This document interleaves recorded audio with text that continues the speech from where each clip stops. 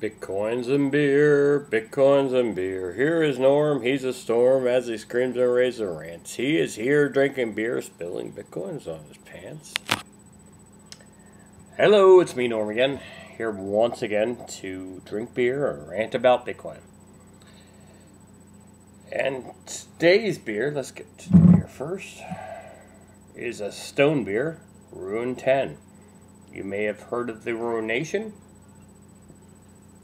That ruins your taste buds. This is a Ruin 10 IPA, India Pale Ale. I believe it is a seasonal beer. Picked this one up at Trader Joe's of all places. And we'll see how it is. And now on to today's rant after I open this beer.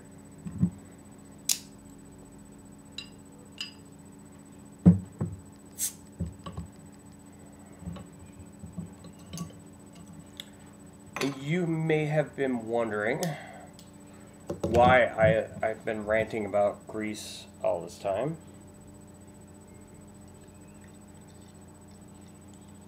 And why it matters to Bitcoin. Or the economy in general. Because everything that deals with Bitcoin will matter with the economy in general.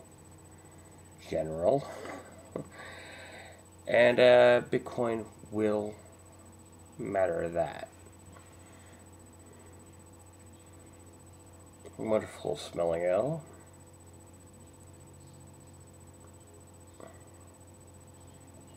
Wonderful tasting ale. Wow.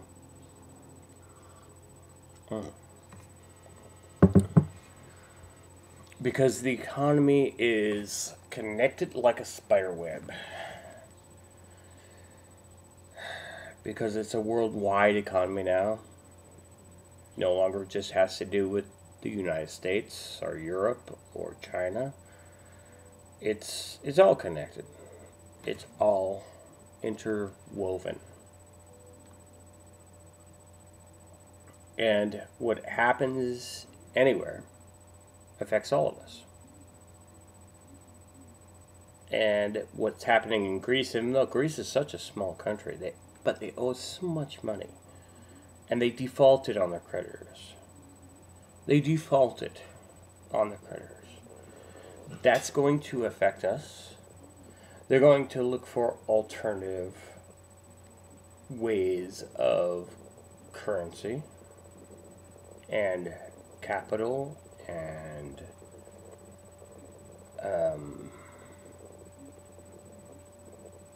just alternative currency altogether.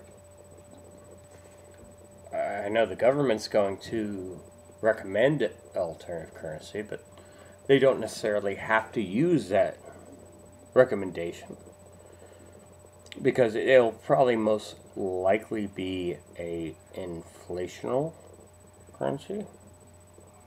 Oh wait, inflational, deflational.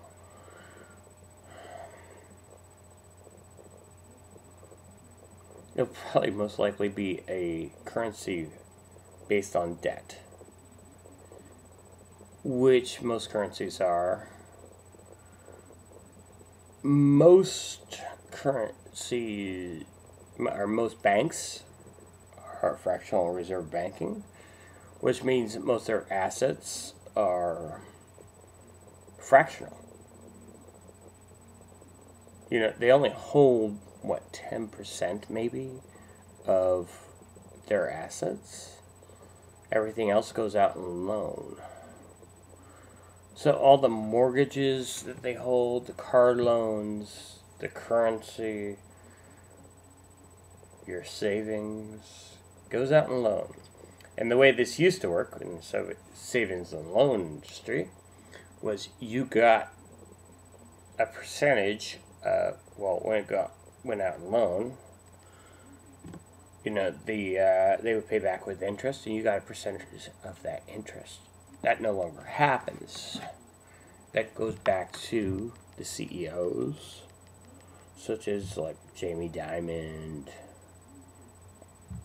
and well, it goes back to the bank.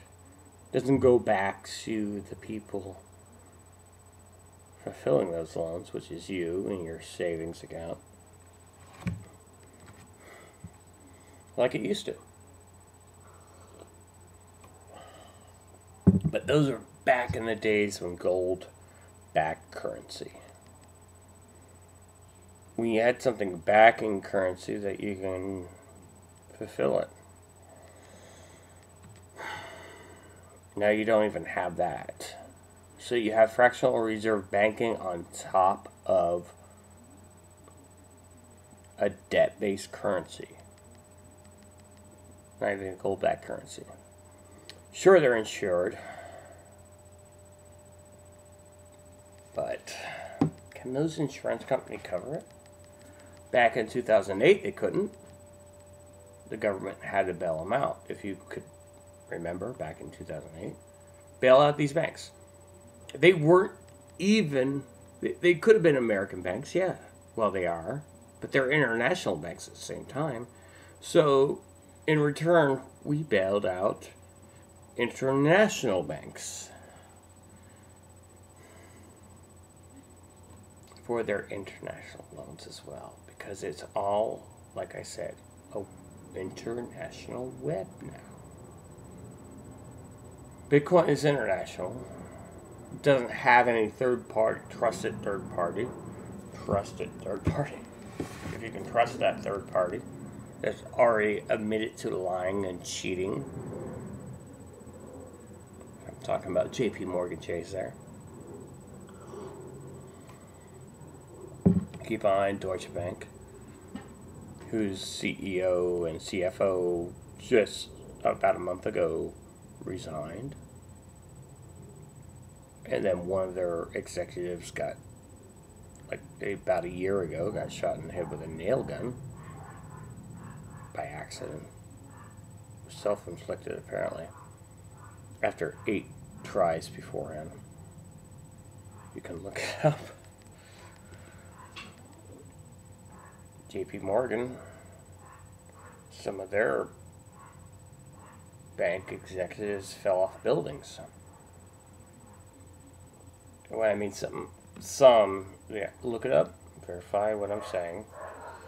But when it's more than once or twice, it's just a coincidence, of course.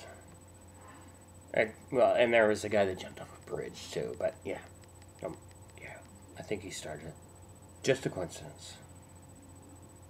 But every other month when you have somebody falling off a building or a bridge or dying mysteriously, it's just a coincidence. And then being indicted 12 times in the last, 8 years? But no one went to jail, don't worry.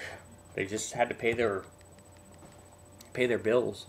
And then, the bailout in 2008, where the government bailed them out and they didn't have to go to jail or pay any fines or, Wells Fargo made off on that. And so did Chase Manhattan, where they bought up their competition with the bailout money. Yeah, that's right. JP Morgan bought Chase Manhattan. And Walmart. And Wells Fargo bought Wachovia. Yeah.